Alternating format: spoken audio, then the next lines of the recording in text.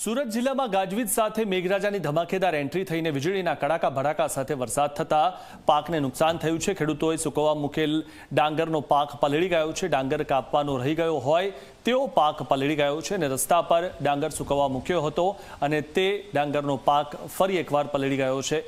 ત્યારે ગઈ વખતે પણ આ જ પ્રકારના જે દ્રશ્યો સર્જાયા હતા। રોડ પર ડાંગર સૂકવવા માટે મૂકી હતી અને વરસાદના કારણે કમોસમી વરસાદના કારણે ડાંગર પલળી ગઈ હતી। ત્યારે ફરી એકવાર આ જ પ્રકારની સ્થિતિ છે, કારણ કે ચોમાસા પહેલાનો જે આ વરસાદ છે, 3 સિસ્ટમ સક્રિય થવાના કારણે જે આ વરસાદ આવ્યો છે તેના કારણે ફરીથી સૂકવવા મૂકેલી ડાંગર પલળી ગઈ છે। સુરત જિલ્લામાં મોડી રાત્રે એકાએક વરસાદ આવ્યો હતો અને આ વરસાદ છે તે ખેડૂતો માટે આફત લઈને આવ્યો હતો। દ્રશ્યોમાં હું આપને જે બતાવી રહ્યો છું એ ઓલપાડ તાલુકાના રાજ્ય ધોરી માર્ગ ઉપર સૂકવવા માટે મૂકેલો ખેડૂતનો ઉનાળો ડાંગર પાક છે, જે આ રીતે જે બોરીઓમાં ભરીને ડાંગર સૂકવવા મૂક્યો હતો।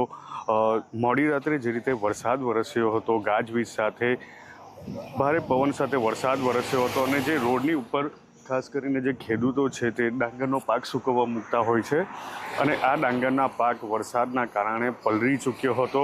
ફરીથી જે ડાંગરનો પાક છે તે રોડ પર સૂકવવામાં આવી રહ્યો છે, જે ટ્રેક્ટરની અંદર બોરીમાં ભરીને તૈયાર હતો અને જેની મંડળીમાં વેચાણ માટે જે ડાંગરનો પાક લઈ જવાના હતા, તે જે પાક છે તે પલળી ચૂક્યો છે અને તેને પણ સૂકવવા માટે મૂકવામાં આવી રહ્યો છે। જે રીતે દ્રશ્યોમાં જોઈ શકાય છે કે હાલ આજે ડાંગરનો પાક છે તે સંપૂર્ણ પલળી ચૂક્યો છે। દ્રશ્યોમાં જોઈ શકાય છે કે જે ભેજ છે તે દેખાઈ આવે છે, પાણીનું જે પ્રમાણ છે તે વધી ચૂક્યું છે, ભેજનું પ્રમાણ વધી ચૂક્યું અને તેને જ કારણે ખેડૂતો એ છે તે આજે ડાંગરનો પાક છે તે ફરીથી સૂકવવા માટેની નોબત આવી છે। તો ઘણી જગ્યાએ જે ડાંગરનો પાક દૂર દ્રશ્યોમાં દેખાય છે કે જે ડાંગરનો પાક ખેડૂતોએ રોડની ઉપર સૂકવવા મૂક્યો હતો તે પલળી ચૂક્યો છે, એટલે એને ફરીથી ત્યાં જ રાખવામાં આવ્યો છે, કારણ કે હવે જે વરસાદ રહી ગયો છે તેને લઈને હવે ખેડૂતોને જે આશા છે કે જો વરસાદ નહીં આવે તો ફરીથી ડાંગરનો પાક સુકાશે અને ત્યારબાદ તેને મંડળીમાં લઈ જવામાં આવશે।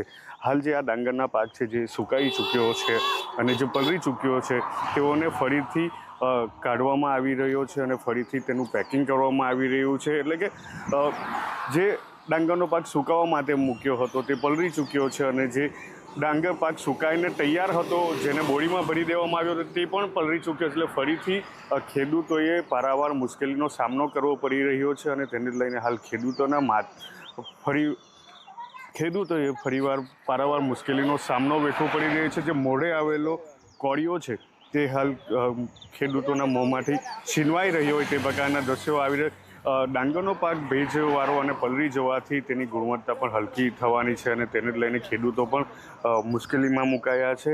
ખાસ કરીને ઓલપાડ તાલુકાની વાત કરું તો ઓલપાડ તાલુકાના અણીતા, બોલાવ સહિત જે અનેક જે ગામો આવેલા છે તેના ખેડૂતો મુખ્યત્વે જે ડાંગરનો પાક છે તે રોડની ઉપર સૂકવવા મૂકતા હોય છે, કારણ કે અંતરિયાળ વિસ્તારોની અંદર જે ભેજનું પ્રમાણ થતું હોય છે, ખેતરોમાં પાણીનો ભરાવો હોતો હોય છે અને પૂરતી જગ્યા ન હોવાના કારણે જે ખેડૂતો હોય છે તે આ રીતે રોડ પર સૂકવવા મૂકતા હોય છે। મહત્ત્વનું છે કે ગત મોડી રાત્રે સુરત જિલ્લાના ઓલપાડ, માંડવી, માંગરોળ, કામરેજ સહિત અનેક જે વિસ્તારમાં ગાજવીજ સાથે ધોધમાર વરસાદ વરસ્યો હતો અને તેને લઈને હાલ ખેડૂતોના જે બાગાયતી પાક છે તેમજ જે ઉનાળુ ડાંગર છે તે પલળી ચૂક્યું છે અને ખેડૂતોના મોઢે આવેલો કોળિયો છે તે છીનવાઈ ચૂક્યો છે।